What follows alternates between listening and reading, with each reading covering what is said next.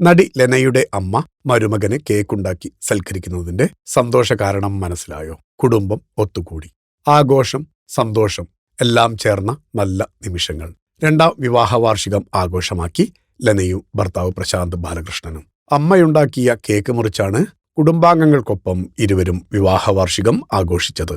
Cake Baker ആണ് ലെനയുടെ അമ്മ. മകൾക്കും മരുമകനും വേണ്ടി ഓറഞ്ച് ഡാർക്ക് ചോക്ലേറ്റ് കേക്ക് ഉണ്ടാക്കി നൽകി. പ്രിയപ്പെട്ടവർക്കൊപ്പം കേക്ക് മുറിച്ച് പരസ്പരം മധുരം പങ്കുവെക്കുന്ന വീഡിയോ ലെന സമൂഹ മാധ്യമങ്ങളിലൂടെ പങ്കുവച്ചു. ആദ്യ വിവാഹ പങ്കാളി അഭിലാഷായിരുന്നു. ആ ബന്ധം വേർപ്പെടുത്തിയതിനു ശേഷം 14 വർഷത്തോളം സിംഗിൾ ലൈഫായിരുന്നു ലെനയുടേത്. 2024 ജനുവരി 17 ലെനയും പ്രശാന്ത് ബാലകൃഷ്ണനും തമ്മിൽ വിവാഹം നടന്നതെങ്കിലും ഫെബ്രുവരിയിലാണ് ലെന ഇക്കാര്യം പുറത്തുവിട്ടത്.